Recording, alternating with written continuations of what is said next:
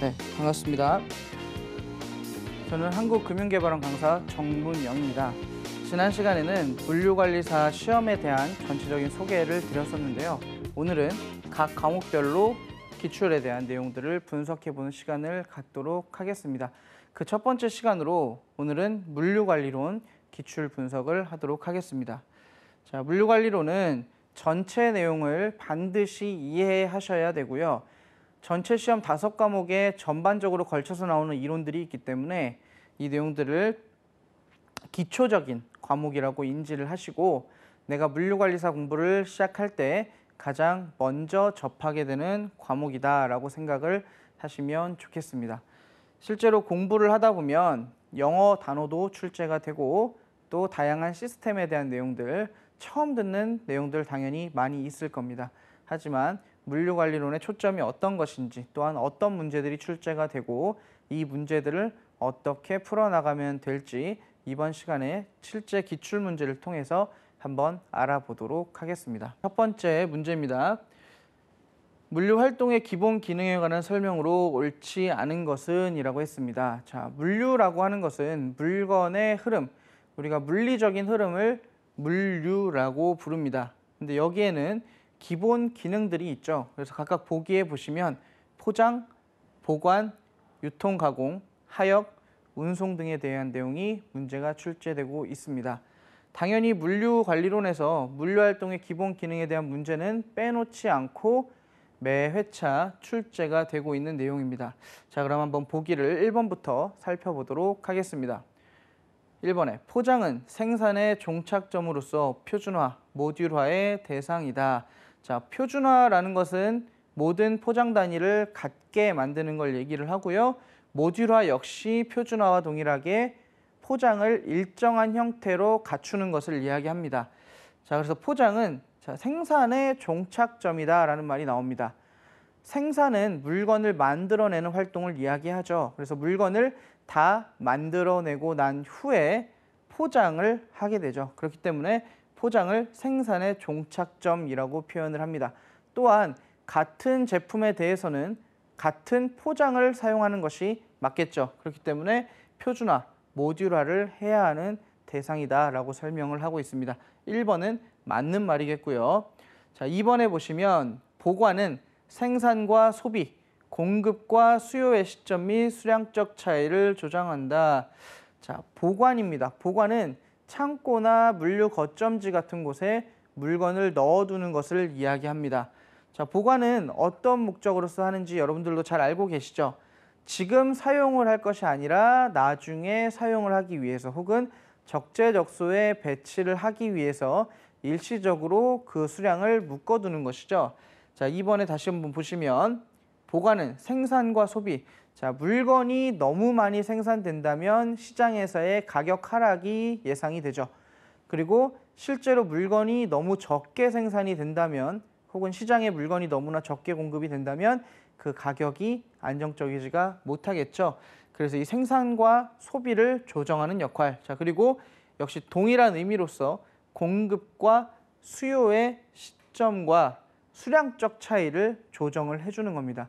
그래서 보관을 통해서 지금 당장 필요한 물건들은 빨리 빼내서 유통이나 공급을 하게 되고 지금 시점에 필요하지 않은 물건들은 더 보관을 해 놓았다가 이런 공급과 수요의 시점 및 수량적 차이를 조정해주는 역할을 하게 되죠. 그래서 흔히 우리가 물류관리론에서 보관을 시간적 효용을 가진다고 이야기를 합니다. 그래서 보관은 시간적으로 차이를 둠으로써 물건의 안정을 혹은 가격의 안정을 꾀하고 있다. 이렇게 기억을 하시면 됩니다. 2번은 맞는 말이 되겠죠. 자, 그리고 3번은 유통가공은 고객의 요구에 대응하기 위해 제조업체에서 부품을 가공하는 활동이다라고 합니다. 자, 유통가공이라는 말을 한번 알아봐야겠죠. 유통은 물건을 어떻게 하는 겁니까? 생산지로부터 소비자에게 보내는 활동이죠. 자, 그래서 실제로 유통이라는 말은 생산이 일어난 후에 하는 활동들을 유통이라고 합니다. 자, 그런데 문제에서 보시면 제조업체에서 부품을 가공하는 활동이다라고 돼 있죠. 이 활동은 생산으로 보는 게 맞겠죠. 그래서 유통가공이라 하면은 제조업체에서 만들어낸 물품을 유통 중에 혹은 생산 이후에 가공하는 활동이다라고 한다면 맞겠죠. 그래서 일단 옳지 않은 거 정답은 3번이 되겠고요. 4번도 5번도 또 설명을 한번 해보도록 하겠습니다. 4번에 보시면 하역이라고 나옵니다. 그래서 하역은 운송, 보관 및 포장의 물자 취급과 관련된 보조적 활동으로서 기계화, 자동화의 대상이다라고 하고 있습니다. 하역은 여러분들이 쉽게 생각해서 물건을 내려놓거나 물건을 싣는 활동들을 이야기합니다. 그래서 운송이나 보관, 그리고 포장의 물자 취급과 관련된 보조적 활동이라고 하죠. 실제로 물건을 만들어내거나 그 하역 활동 자체가 부가가치를 지니지는 않습니다. 하지만 물건을 생산할 때도 지속적으로 물건을 옮겨야 하고요. 그리고 포장을 할 때도, 보관을 할 때도 물건을 짧은 구간이나마 지속적으로 내리거나 올리는 작업을 진행을 하게 되죠. 그렇기 때문에 운송, 보관 및 포장의 물자 취급과 관련된 보조적 활동을 하역이라고 부르는 겁니다. 또한 하역은 물건을 수를 다루게 되고 또 물건이 무거운 경우도 있고 물건이 큰 경우도 있고 실제로 사람이 작업하기 어려운 물건들은 기계화나 자동화를 진행해서 하역 작업을 진행하게 됩니다. 그래서 4번도 맞는 말이 되겠네요. 5번째, 5번의 운송은 생산과 소비의 장소적 차이에 의한 거리를 조정하는 활동이다라고 합니다. 자, 운송이라 하면 수송과 배송을 합쳐서 우리가 운송이라고 부릅니다. 수송은 물류 거점지 간의 운송을 수송이라고 이야기를 하고요. 소비자에게 가는, 그리고 여러분들과 같이 우리 가정집에 물건이 오는 것들 전부 다 배송이라고 부릅니다. 그래서 이 두 가지 수송과 배송을 합쳐서 모든 물류의 흐름을 운송이라고 부르는데, 운송은 생산과 소비, 자, 물건을 만들어낸 곳과 물건을 사용하고자 하는 곳의 장소적인 차이에 대한 거리를 역시 좁혀주는, 조정하는 활동을 운송이라고 부르죠. 그렇기 때문에 지금 1번, 2번, 4번, 5번은 맞는 말이 되겠고요. 이 보기에서 3번 하나만 틀리게 되겠죠. 자, 그래서 제가 플러스 요인과 감점 요인 어떻게 기억을 해야 하는지 한번 정리를 해봤는데요. 일단 플러스가 될 만한 건 물류 관리에 대한 기본 단어에 대한 의미를 정확히 얼마나 숙지를 하고 있는지 묻는 문제 유형입니다. 실제로 매년 매 회차 한두 문제씩은 반드시 이 단어들을 가지고 문제를 출제를 하고 있으니까요. 단어들에 대한 의미 정확하게 인지를 하고 계셔야 되고요. 그리고 각 단어들의 정의를 따로 정리를 해둘 필요가 있겠습니다. 자, 어떻게 하면 감점을 받을 수 있느냐? 자, 각 단어별로 구체적인 의미를 혼동을 하실 수 있습니다. 그래서 이 부분은 주의를 좀 하셔야 된다는 거죠. 실제로 유통 가공 3번에 있는 보기의 문제도 별 생각 없이 문제를 풀다 보면 맞겠지 하고 넘어갈 만한 내용으로 이루어져 있죠. 그래서 정확하게 각 단어들의 의미를 구분하는 연습을 해 두셔야겠다라는 겁니다. 다음 문제, 많이 등장하는 문제입니다. 물류 아웃소싱에 대한 문제죠. 자, 이 문제는 3자 물류와 4자 물류의 내용을 모두 포함하거나 그와 연관된 내용이라고 보시면 되겠습니다. 자, 문제를 한번 읽어볼게요. 물류 아웃소싱의 장단점을 설명한 것으로 옳지 않은 것은 이라고 되어 있습니다. 자, 1번에 제조업체는 물류 거점에 대한 자본 투입을 최소화하고 전문 물류업체의 인프라를 전략적으로 활용할 수 있다. 자, 제조업체는 일단 물류 아웃소싱을 하게 되면 물류를 어떻게 한다는 거죠? 외부 업체에다가 외주를 준다는 얘기죠. 그래서 우리 회사가 자체적으로 물류 자본을 투입해서 물류 활동을 진행하는 것이 아니라 외부의 물류 업체에다가 물류 업무를 맡기는 겁니다.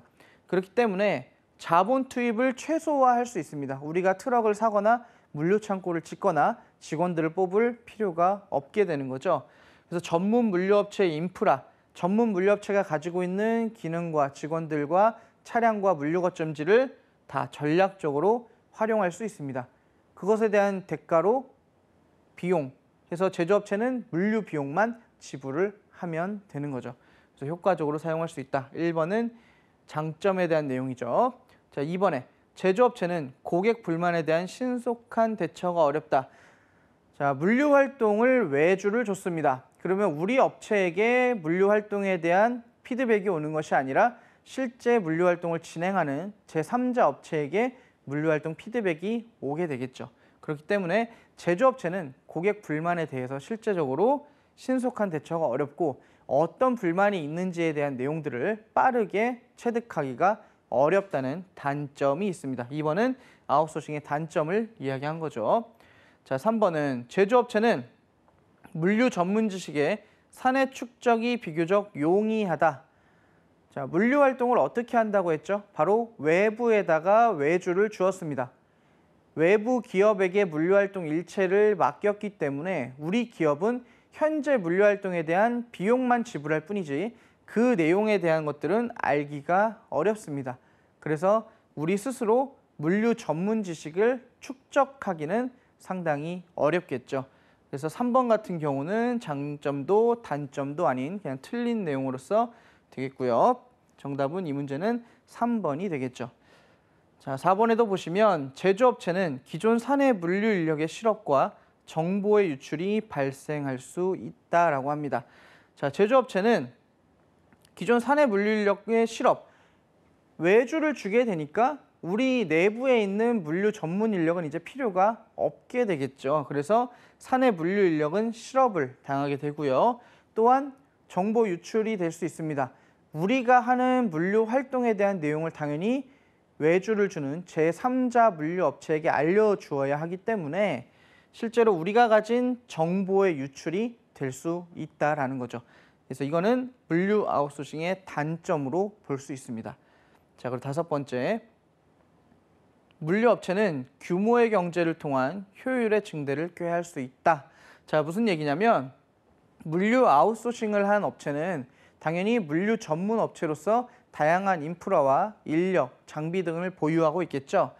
물류업체는 한 번에 갈 때 한 회사의 물건만 들고 가는 것이 아니라 이동을 하면서 여러 회사의 물건을 가능한 많은 차에 실어서 이동을 하려고 하겠죠.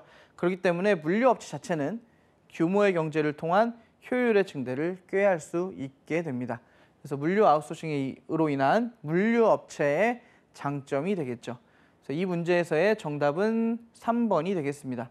제조업체는 물류 전문 지식의 사내 축적이 굉장히 어렵게 되는 거죠.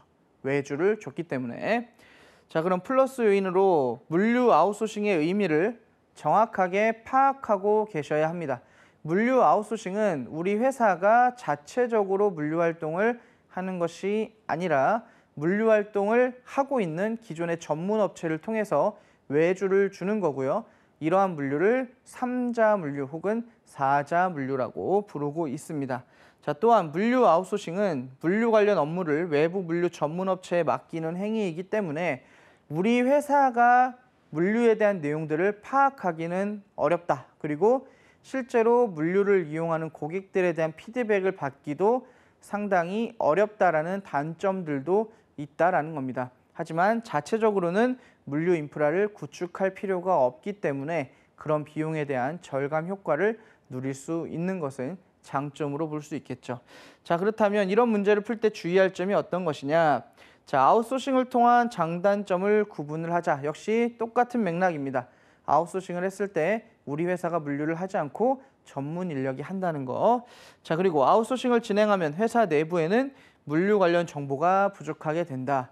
자, 우리 회사가 실제로 커지고자 할 때는 물류 활동도 해야 할 때가 올 수 있습니다. 하지만 계속해서 물류 아웃소싱을 진행하게 되면 회사가 가진 물류 관련 정보나 물류 관련 역량이 부족해질 수 있습니다. 그렇기 때문에 아웃소싱을 할 때는 계획되고 그리고 정확한 계획과 더불어서 어떤 업체를 선택할 것인지 그리고 사후에 우리가 어떤 식으로 물류를 처리해 나갈 건지에 대한 내용들을 고민을 하고 물류 아웃소싱을 진행하는 것이 좋겠다 이렇게 됩니다. 다음 문제.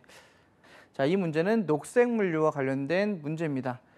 자, 문제를 읽어보면 녹색 물류 실행과 관련된 내용으로 옳은 것을 모두 고른 것은 이라고 되어 있습니다.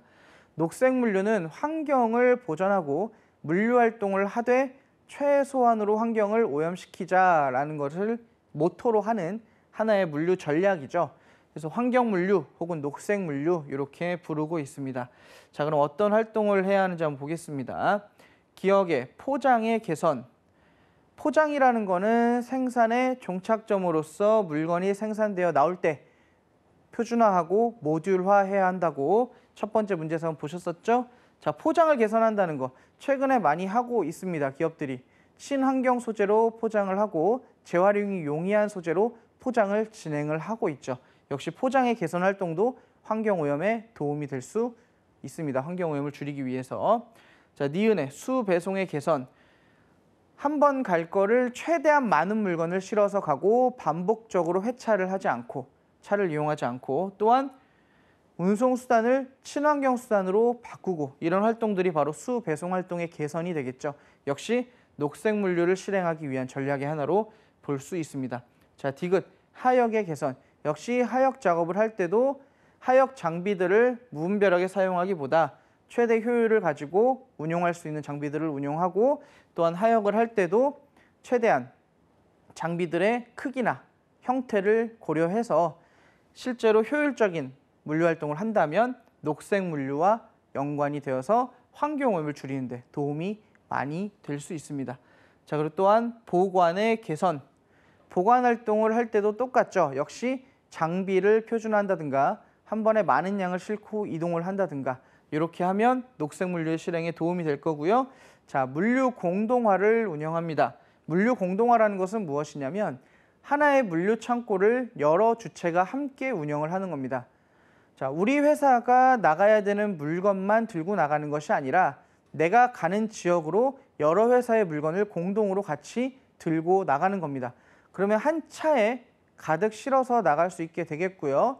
그래서 흔히 물류에서 얘기하는 영차율, 물건을 많이 싣고 있는 비율을 늘릴 수가 있습니다. 또한 여러 업체들이 함께 물류 창고를 운영하기 때문에 물류가 진행된 후에 물류가 진행돼서 차가 나간 후에 물건이 다시 들어올 때도 다양한 물건들을 실어서 들어올 확률도 높아지겠죠. 그래서 물류 공동화를 할 때도 역시 녹색 물류에 도움이 되겠다. 차량을 적게 쓰고 최대한 한 번에 많은 양을 싣고 가는 것이 녹색 물류에 도움이 된다는 포인트가 지금 전체적으로 되고 있겠죠. 자, 그다음에 물류 표준화를 추진하는 겁니다. 전체 물류 활동에 포장을 표준화한다든가 형상을 표준화해서 어떻게 하는 거예요? 전체 물건의 모양을 동일하게 만들어서 한 번에 많은 양을 잘 실어서 가게 된다면 도움이 되겠죠. 그래서 기역, 니은, 디귿, 리을, 미음, 비읍 전부 다 녹색 물류 활동에 도움이 되겠다 해서 정답은 5번이 되는 겁니다.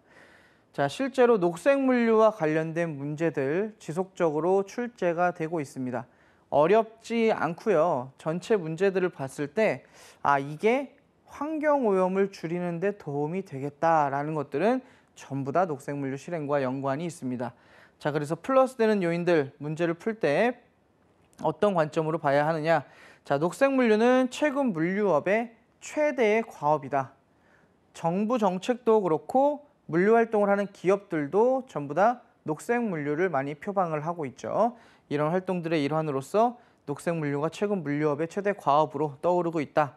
자, 그리고 녹색 물류를 위한 개선 활동과 물류 표준화, 공동화는 지속적으로 문제에서 출제가 되고 있습니다.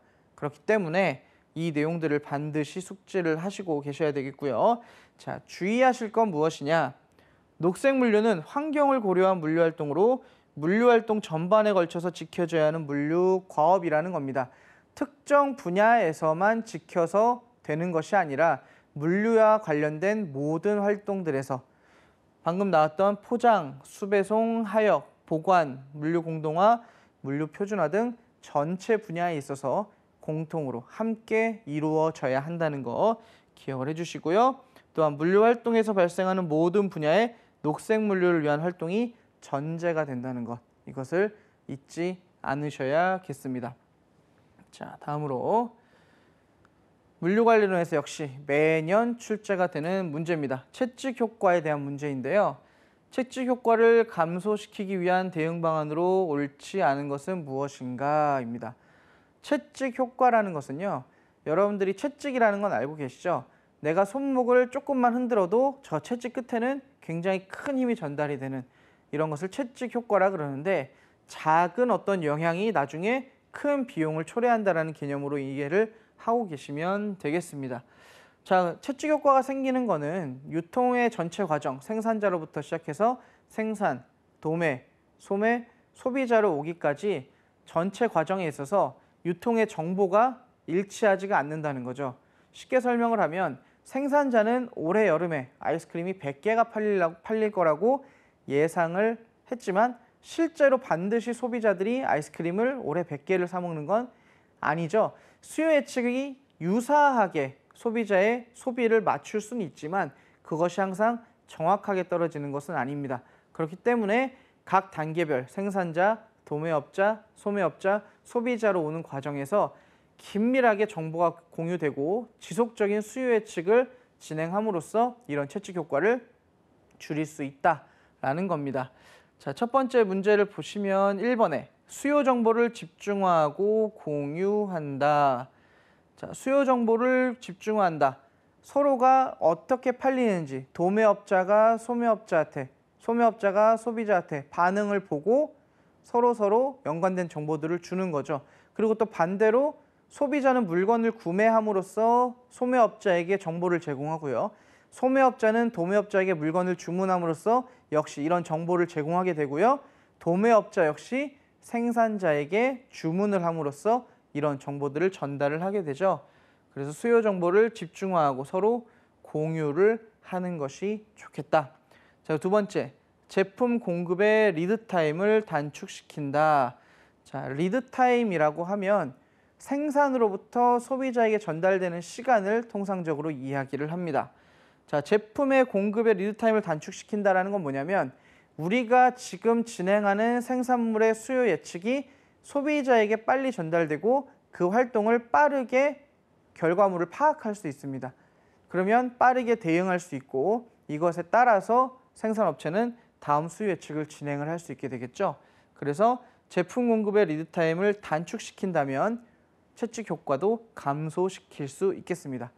자, 그리고 세 번째, 상시 저가 전략 등의 가격 안정화 정책을 도입한다. 물건값이 싸고 또한 가격 안정화, 물건값이 쉽게 오르지 않는다면 소비자들은 수요 예측에 따라서 물건을 구매할 확률이 올라갑니다. 하지만 물건이 비싸면 소비자들은 물건을 사는 사람도 있지만 안 사는 사람도 있고 실제 수요 예측에 따라서 물건이 구매될 확률은 적어지게 되죠. 그래서 상시 저가 전략이나 가격 안정화 정책을 취한다면 정보가 서로 틀려서 생기는 채찍 효과들 이런 것들은 줄일 수가 있게 되겠죠. 자, 그리고 네 번째, 최종 소비자의 수요 변동을 감소시키는 영업 전략을 선택한다. 최종 소비자가 생산자가 계획한 수요 예측과 최대한 맞아떨어져야 돼요. 그렇기 때문에 최종 소비자의 수요 변동이 많으면 안 됩니다. 실제로 예상한 것과 같게 수요가 이루어지도록 해야 하기 때문에 이런 수요 변동을 감소시키는 영업 전략은 도움이 될 수 있겠죠. 자, 5번에 1회 주문량을 증가시켜 운송 비용을 절감한다. 자, 맞는 말입니다. 말은 맞는 말이죠. 처음에 한 번에 많이 주문을 하면 운송 비용은 낮아지겠죠. 하지만 기업들은 수요 예측을 한 결과대로 판매를 해야 하기 때문에 한 번에 무조건 많이 팔린다고 해서 이 물건이 소비자에게 모두 다 제공된다는 보장은 없게 됩니다. 그래서 이런 일회에 많은 양을 주문하는 것을 배치성 주문이라고 하는데요. 이런 1회 주문량은 최대한 수요 예측에 적당한 양으로 맞춰야 합니다. 그래서 실제로 채찍 효과를 줄이기 위해서는 정보를 공유하는 것이 가장 중요하고 생산부터 소비자에게 이르는 전체 과정 하에서 채찍 효과를 줄이기 위한 노력, 그리고 재고 비용이라든가 이제 불필요한 유통이나 물류 비용을 줄이기 위한 노력들을 지속적으로 해나가야 합니다. 자, 그래서 채찍 효과를 감소시키기 위한 방안, 수요 정보의 집중, 그리고 공유와 리드타임 단축, 저가 전략, 수요 예측, 그리고 일괄 주문을 지양을 하도록 합니다. 그래서 5번에 1회 주문량을 증가시켜서 운송 비용을 절감한다는 내용은 문제에서 옳지 않은 게 되겠죠. 자, 그리고 문제를 풀 때 주의할 점은 채찍 효과의 원인과 결과 그리고 개선 방안에 대한 정확한 이해를 하고 계셔야 합니다. 쉽게 얘기하면 채찍 효과는 정보의 불규칙 때문에 일어나고 있다. 그리고 이런 정보의 불규칙이 각 유통 단계에 걸쳐서 점점 더 부과가 되면서 결국 소비자의 하나의 선택이 도매업자, 소매업자, 생산자에게 점점 올라가면서 상류로 올라가면서 그 부담이 커지더라. 더 많은 재고를 떠안더라라고 하는 게 채찍 효과입니다. 그래서 이 내용을 정리를 해두시고 실제 시험에서 등장하는 건 딱 두 가지 유형입니다. 채찍 효과가 어떻게 하면 발생이 되는지 그리고 채찍 효과를 감소시키기 위해서는 어떠한 활동들을 해야 하는지 이렇게 두 가지 유형으로 실제 시험에 출제가 되고 있기 때문에 이 내용들은 반드시 인지를 하시고요. 채찍 효과가 무엇인지에 대한 것도 함께 알아두시면 좋겠습니다. 자, 이번 시간 한번 정리해 보도록 할게요. 일단은 물류관리론 시험은 전체 내용이 전체 시험의 5가지 과목에 있어서 가장 기초가 되는 내용이라는 것을 항상 인지를 하고 물류관리라는 것을 왜 하는지 그리고 물류관리를 했을 때 어떤 효과를 누리기 위해서 하는지에 대한 것들을 지속적으로 고민하면서 공부를 하실 필요가 있습니다. 다시 한번 말씀드리면 물류관리론은 유통과 조금은 일맥상통한 부분도 있고 또한 뒤에 나올 화물운송론, 국제물류론, 보관하역론의 기초가 되는 이론들을 지속적으로 문제를 출제합니다. 그렇기 때문에 앞의 내용들 잘 정리를 하시고요. 사실 물류 관련 법규와 더불어서 비전공자분들 그리고 물류에 대한 공부를 처음 하시는 분들은 가장 많은 시간을 쏟으셔서 이해를 하셔야 되는 게 바로 이 물류관리론입니다. 그래서 각각의 이론들의 내용이라든가 말들이 상당히 어렵고 좀 혼란스러울 수 있습니다. 하지만 정리를 잘 해두시고 기출문제 유형들을 한 번씩 반드시 살펴보시면서 풀어나가시면은 역시 물류관리론도 고득점을 받으실 수 있는 과목입니다. 그래서 이렇게 정리를 해봤고요. 물류관리론 노트 하시면서 공부를 좀 잘 하시고 전체 과목을 암기한다기보다 이해하는 쪽으로 공부를 해나가시면 좋은 성과가 있으리라 생각이 됩니다. 자, 그럼 오늘은 물류관리론 기출분석 여기서 마치도록 하겠습니다. 감사합니다.